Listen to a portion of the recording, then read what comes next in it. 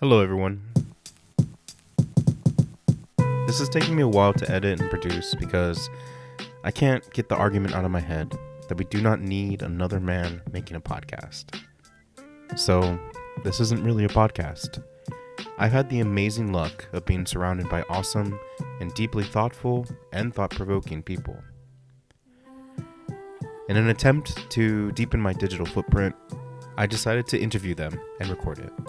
Fair warning though, the volume fluctuates and there is background noise. But like I said, this ain't a podcast.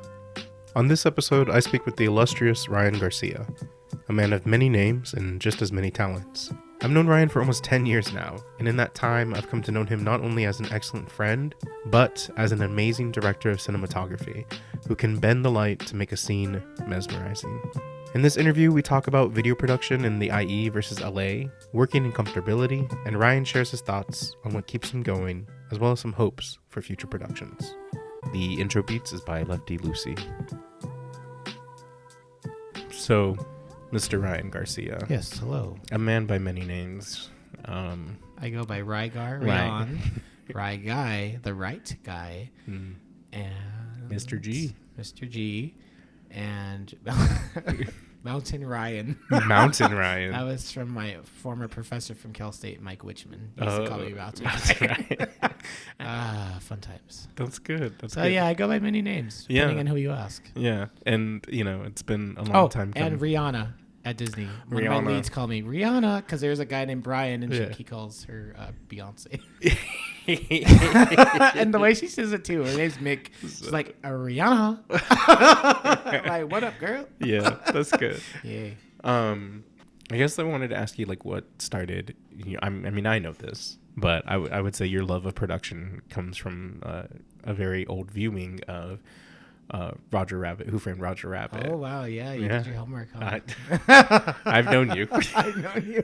That was the homework. That was the reason. For a while, yeah. Yes. Who Framed Roger Rabbit was the inspiration for me wanting to get into media because, as I've said plenty of times to those that know me, the fact that you had live action and an animation together blended so seamlessly that it made it feel so real.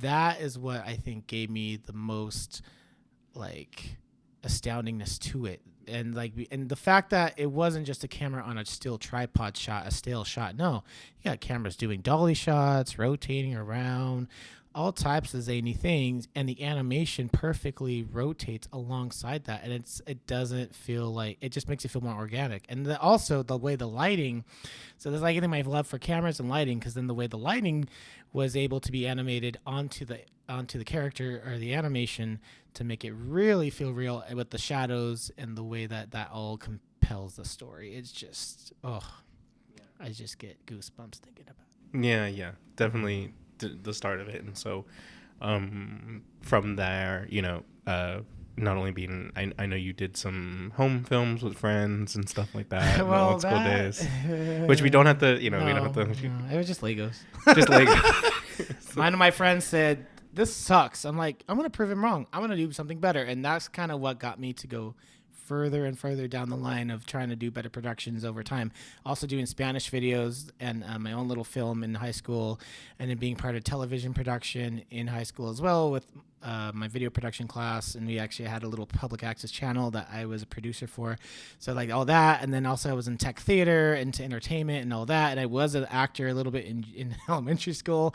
So always in something in entertainment, something either behind the scenes, in front of the scenes, always something with entertainment always appealed to me. Mm-hmm. Mm-hmm. And that brought you to Cal State San Bernardino, where most people, I feel like, made connections with you. Yeah. In your time at Local Matters, but also just working in the video lab in the basement. Yeah. So with that, I'm going to be quite honest with you. Cal State San Bernardino wasn't my first choice. I'm just going to be quite honest with you. Bruh, me too.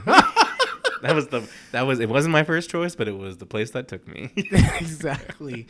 Now, funny enough, there was this saying, and it got painted over off the 210 by the 15 in Rancho / Fontana over this water dam, and it said San Bernardino County, it was take the advantage or seize the advantage or something like that. And every time I drove by that going to college, I'm like, that's an interesting quote, because it's I am seizing the advantage. The fact that it is close by, I don't have to drive that far. And yes, even though it was basic video production, I did get to meet some pretty great people, like the one across from me, Dominic. Woohoo. Thank you. And knowing people like them that got me into other productions and knowing other people and things locally in the Inland Empire, I think that was a great thing, because my whole plan was go to USC film school or go summer film school in Los Angeles. And who knows where my life would have been at that point? Who knows? But, you know, the Inland Empire, I mean, it was because of one of my professors that got my job with the city of San Bernardino doing video. And then with Dominic, getting to know more people through him, and then with another friend of ours, CC, getting to work at the Toyota Arena in Ontario through her. So yeah, just these little things of instances that got me to some pretty cool, interesting local productions within the Inland Empire, which has always been pretty neat. Because like when you think IE, a lot of people don't think film. They think warehouses. They think desolation. They think desert. And yeah, there's the mountains too. But most of the time, when someone from LA would be like, "Ugh, the IE, really? What do you got to do with nothing going on there?" I'm like, well, what's going on in San Fernando? There's nothing but warehouses there too. Just because they shoot The Office there doesn't make it more special, does it? But then again, we do have a lot of productions that happen also in the IE, True, Ontario Airport, or even San Bernardino Airport. Yeah, heck, I even drive every day on the 210 where they shot that first Transformers film where the bus gets slashed in like the climax. That was off the 210. You've had your creativity like throughout a lot of local productions, with Elijah, with Michael Tukes, yeah, Tukes Studio in Riverside, and you helped them with things like that, as well as like the professional, quote unquote professional side, because I don't like to just be like, just because these things are smaller doesn't mean that they're not professional. Mm-hmm. And then like countless other just like one-off videos and stuff. You've helped me do a lot of things. You helped me shoot and direct. Well, we did some podcasts together in terms of Chatty Chismosas. I freaking wore Mickey Mouse gloves and poured some stuff on you for a Halloween invite. For a Halloween invite. That was fun. I remember the clowns. Yeah. Oh, the clown. Yeah, we shot a music video for the number 44. Yeah. So we've done a lot, and then of course you've worked at the Toyota Arena. Bringing joy to people like that. You've worked with the 66ers or just the Quakes. No, not the 66ers. We don't talk about that. We talk with that's the other team. Yeah, that's on that side of the 215. That's the other side of the 215 and the slash 15. Talk about that. Yeah. And I'm like, well, that's the thing. San Bernardino isn't recognized as much because we are so dominated by Los Angeles, being Southern California. And that's just the staple town that you'll always see in the map. Sorry, I hit the thing again. No, you're good.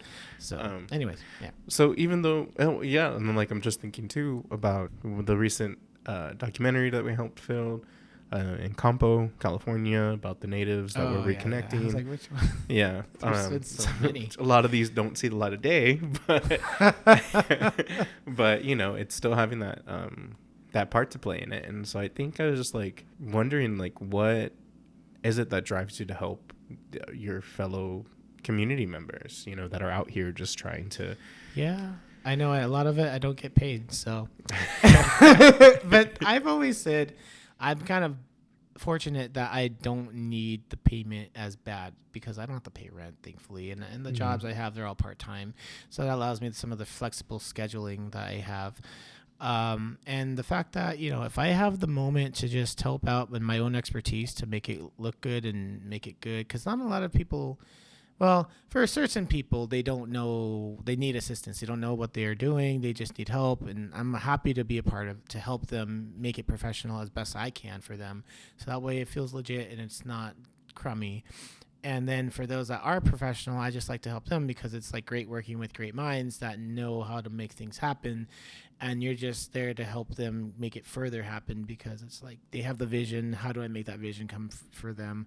Like with Eli or Michael or whatnot. And so, yeah, it's a good feeling. It's like always a good feeling when, yes, I know it's long hours and it's not, that's the thing that comes with production. But at the end of the day, when it all is done, you're like, woo, wow, we did that. Not I just did that, but we did that as a collective to make something cool. That's always fun. That's a great feeling. So I think that's why, because I get that great feeling of making it happen. And usually I'll do lighting more than anything. And so with the lighting, it's like because I mostly have the gear too. And so that helps with everyone calling me up because they don't have the gear because they can't afford it. So I'm like, I'm pretty much the lighting guy and that I have the gear. I bring my car, which is a Civic hatchback. Mm-hmm. It comes like a production truck. And how I Tetris everything. They're all surprised.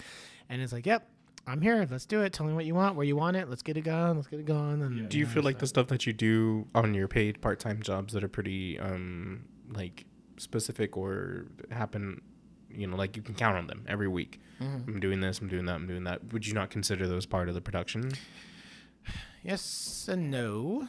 Yes, because I am still dealing with video production in terms of recording things. It's a different type of production. It's not as hands-on because it's already set up. All that recording is just hitting a button and switching shots. I mean, that's broadcast, but that's broadcast. So like it's not film production, which is or even television production, in that you have to build it from scratch every time with lighting and sound and all that.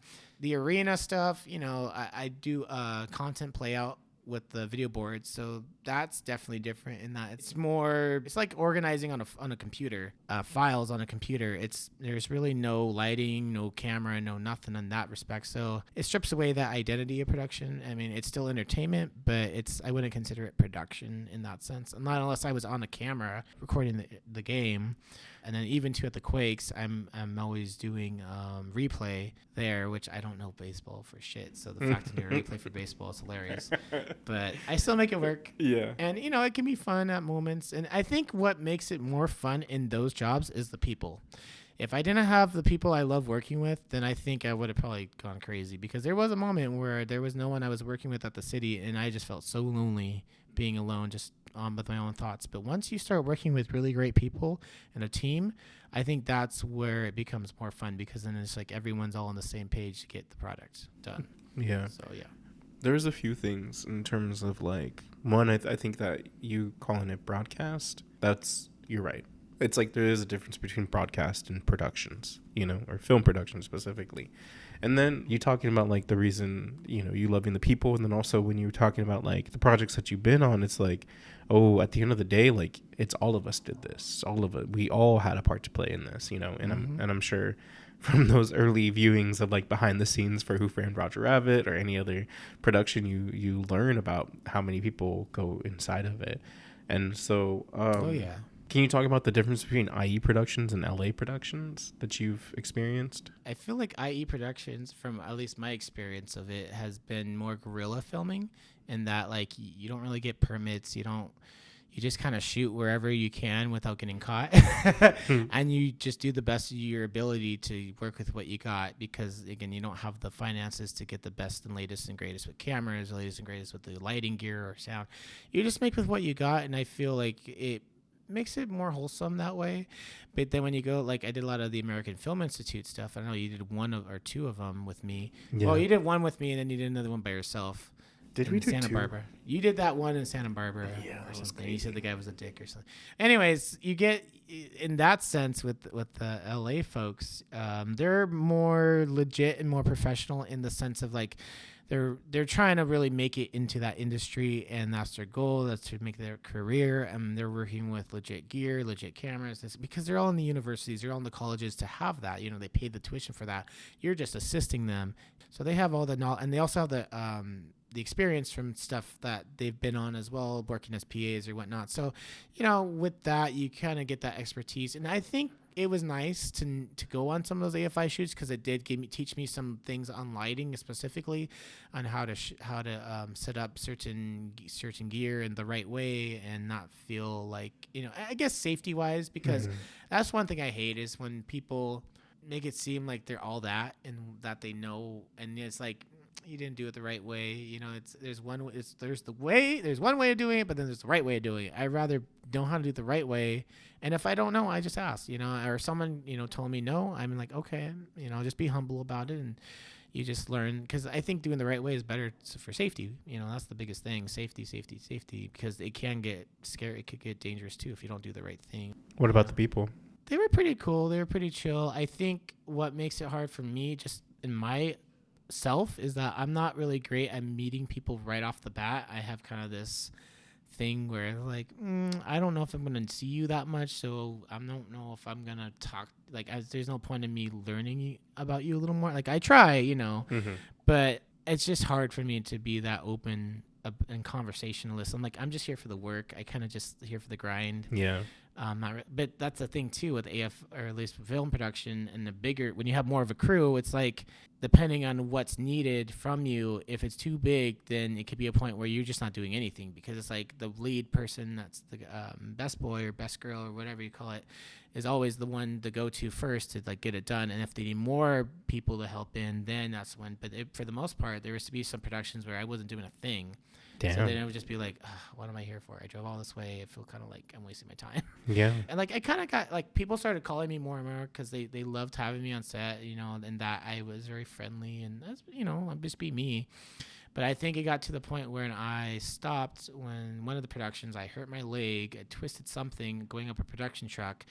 And then at that point, someone had asked me, and then I think I just got discouraged because I'm like, I can't just be driving this every day. And I mean, yeah, you get paid in food, but I was like, I think I've done enough of it. And then when one of the DPs was like, Ryan, are you going to help anymore? I'm like, I think I just said something on the message like, one day I would hope to be like you guys as DPs and everything. I said, but today I just feel like I need to kind of work on me, Yeah. and see where life takes me. But good luck, and keep going forward with your career, because it just that's the one thing about AFI I kind of learned, was that it's really a lifestyle in a way, because if you think about it, with productions the way they are today, they're all out around the world. And if you're willing to be traveling a lot for different locations, it's fun and all, but it could also be wearisome too. So that was one thing I'm like, do I want to do that? Because then there was people I was meeting, like grips and whatnot, that were going with those students that were in the AFI Academy and traveling to different places, and they were loving that life. And it also seems like it's kind of like camping, in that you're roughing it. It's like you just stay at a friend's house on a couch, and it just doesn't look comfortable. I'm like, I like comfortability too. So like you give up a little bit of those things, and for that sacrifice of making it happen in your career. And I'm like, I don't know, that's a little too extreme for me. Knowing you do have like a strong connection to this area, and so is it just like you feel better about doing things in the IE because of those things? Because it's home. Because it's home, yeah. And is that one of the reasons why? I think it's not so much that it's home. I think it's because it's the people. Because I've gotten to know the people I've been with, like Michael Tukes or Eli, a lot more. And so that makes it, when you get to know someone at a more personal level, it feels more comfortable. And that's kind of going back to comfortability. The more comfortable you are, and that's kind of like they always say with film, you always bring in network, and you bring the people you like, because it makes a better work environment. So for me, it's the people I work with or do productions with that give me that comfortability to want to keep going, because then it's like being with friends. It's kind of like hanging out in a way, but you're making something happen together.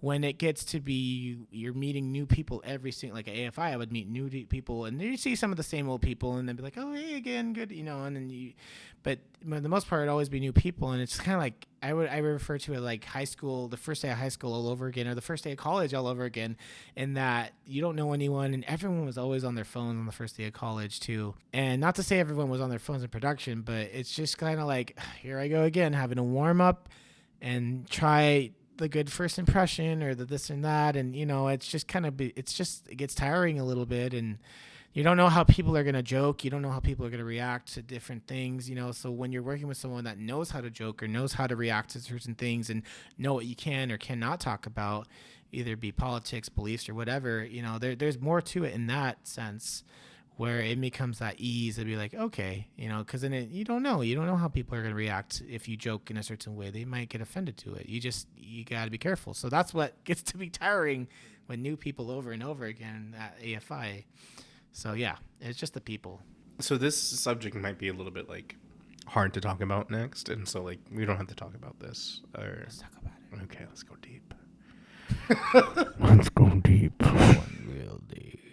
Let me preface this, though, because, like, one, you didn't have the same kind of opportunities that these people do that go into film school, Yeah.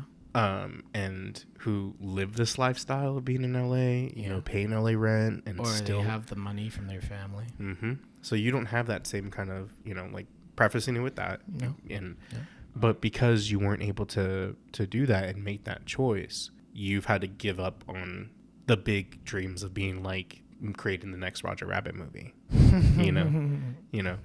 And so how, like, has it been worth it? Do you feel like what you've been doing, like, and what you do in do? the IE? Yeah. I think it has for the most part, because again, I don't do it very often as I would like. But I see, that's the thing, is you got to figure out at this point in your life, because I'm 30, I'll be 31.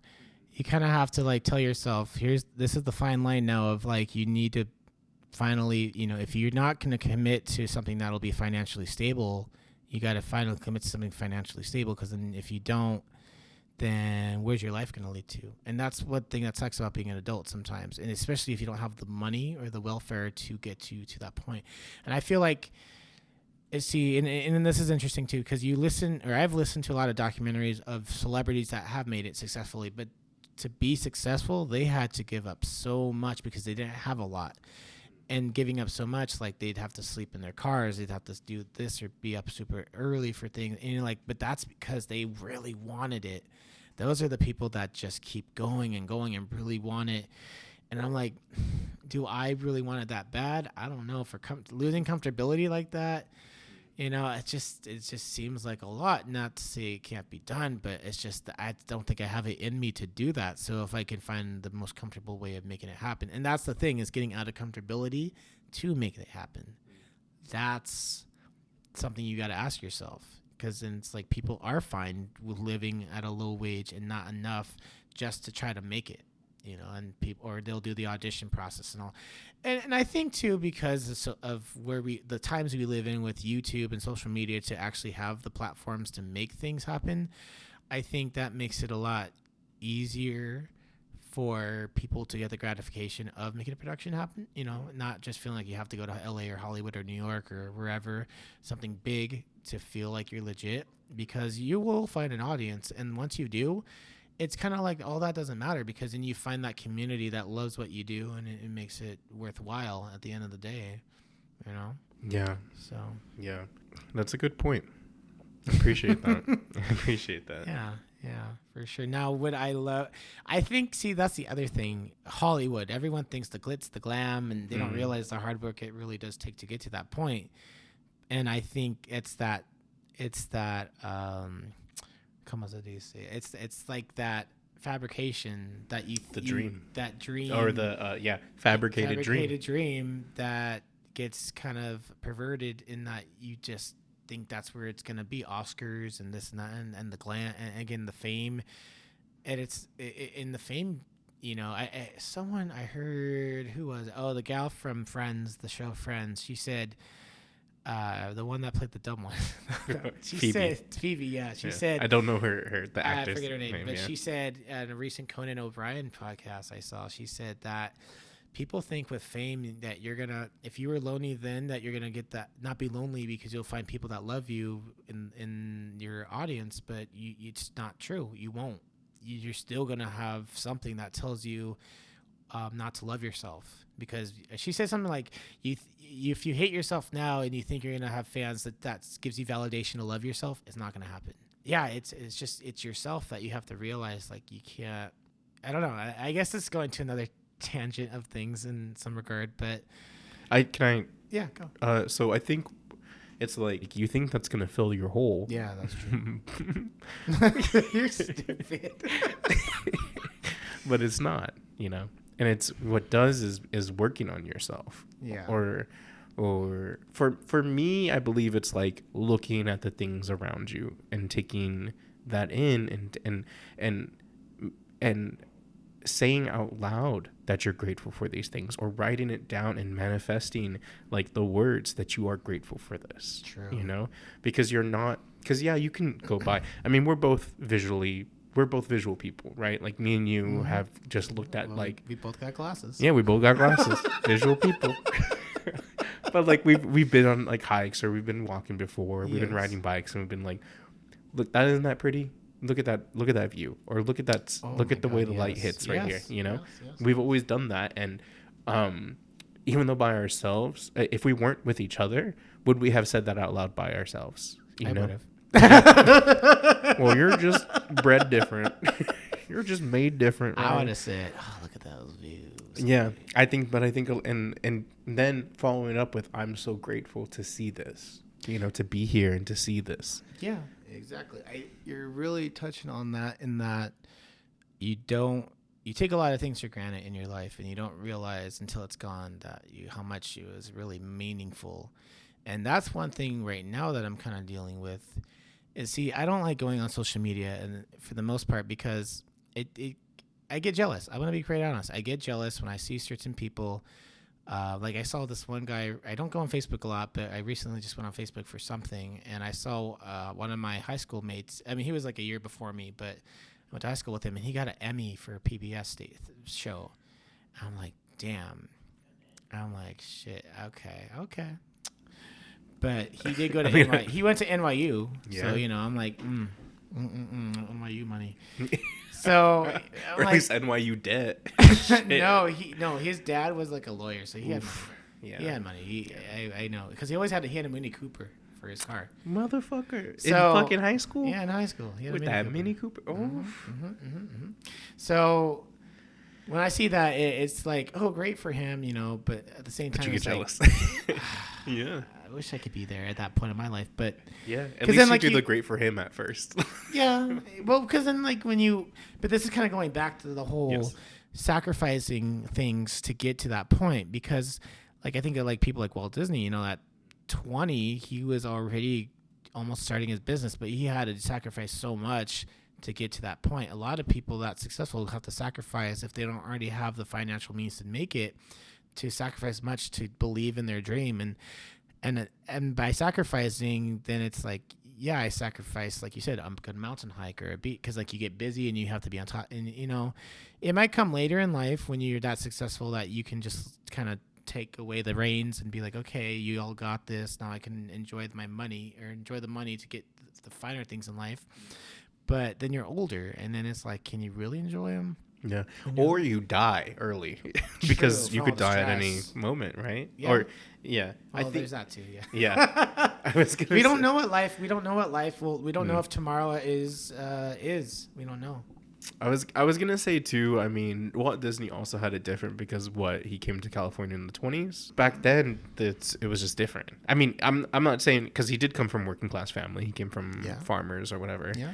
And his dad beat him, so he had to deal with that too. Yeah. But his was different than what we could do today too. Because you mentioned something before. I mean, you mentioned social media and the jealousy that it can create. It's also a lot of messages now we're all competing for. So yes, we do have better access to, you can film on your phone, dog. If you have an iPhone 14, if you're lucky enough to have an iPhone 14, right? Mm-hmm. You can film pretty good video. Yeah. I've always said it doesn't matter the tool. It's a matter of how you know how to utilize it at the best of its capability. So taking that, but then also having other people pick up on what you're putting out is a hard thing, because you're competing with everybody. You're competing with a lot of people. True. For attention. True. But this kind of goes back to, if you find the audience that loves what you do, then it makes an impact, and you don't realize it, because even I've heard because I love voice acting. I've heard so many voice actors that have said they didn't realize how much of an impact their voice characterizations did on people until they started doing cons, like Comic-Con stuff.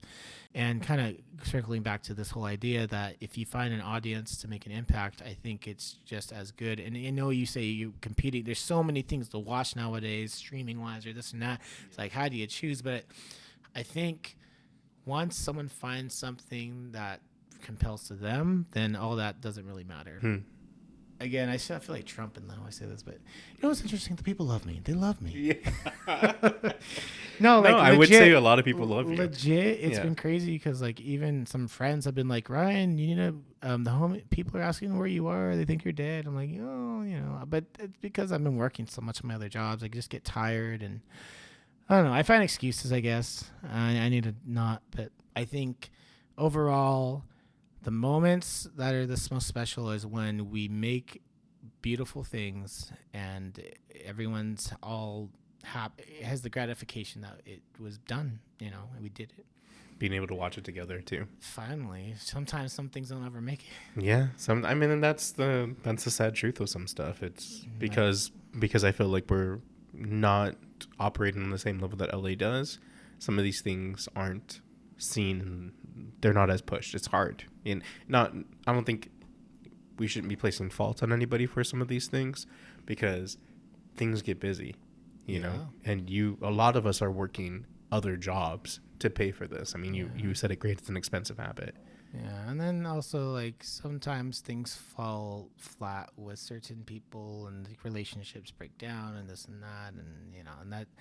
And it's like, okay, but you don't think of it in that sense. So you think of it like, well, the memories of just having fun, going out and making those experiences happen. That's where you're like, okay, that was worth it in that respect. Yeah. That's where that's as far as you can think of it in that sense. Because if you think about the negative, it's just not worth it. It's not worth putting your energy in that. So yeah.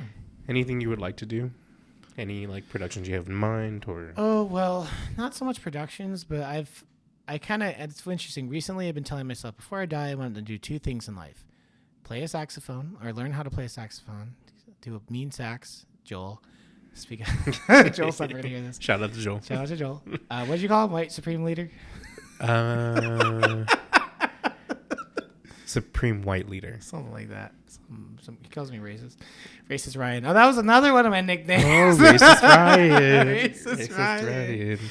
And the other thing is to be doing voice acting. I think that would be really fun to try out.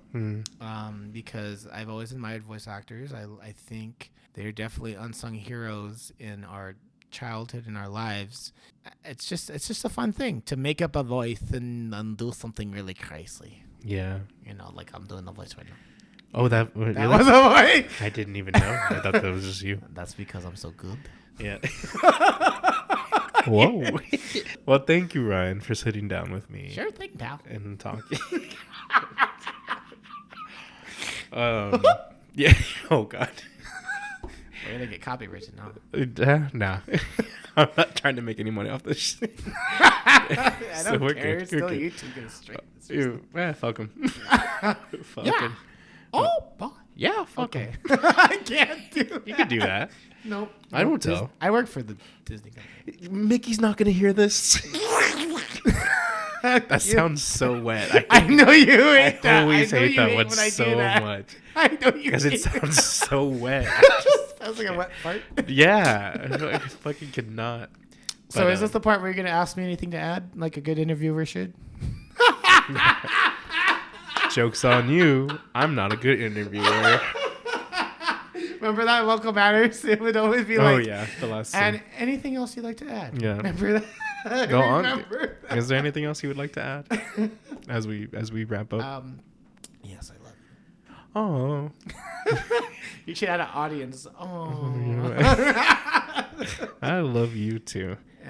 But that's it. That's basically it. And I just hope to continue doing more productions, specifically with the man I'm looking at right here. Mm-hmm. I know we've been trying, but our schedules have all... I mean, you work weekdays. I usually work only weekend. I use mostly weekends. So it's like the mixing and the matching of the schedules. Oh, oy vey. Yeah, dog. That's like adulthood. Well, yeah. I mean, that's basically it. Just I don't know if there's any more to say. And thank you for giving me the... Shut up. Okay, I'm going to stop you there. That was stupid. Okay. Well, that's heartbreaking. Right. Can I get a Can I get a good? Can you say goodbye to all our friends in Mickey's voice? Goodbye to all our friends. Hope to see you again real soon. Motherfuckers. That's you. I can't say that. Was you. You just said that. That was a parrot. You know who I miss? Who? Gilbert Gottfried. Oh, What's up? What? I can't. Bitch, you want to get in voice acting? You can't even do Gilbert Gottfried. The lamp. That was good. That's not. I can't do Gilbert. Interviewed over. Oh yeah. Thank you. Job. Thank you. And wait, you remember you used to always do this. You used to say every production you always say it. You'd always say like that's a cut, or you always would say something. That's a wrap. Thank you so much for listening. Talking with Ryan never ceases to make me laugh and is a testament to the power of people that he says keeps him coming back to the set. You can find Ryan on Instagram. I think he's also got a YouTube channel, which everything will be linked in the description. I've got one more interview in the bank, and I'm pretty excited about that one. So I hope you stick around to catch that interview, Brewed Weekly. That's weekly spelled Weakly, not like every week. This shit is hard enough. Take care.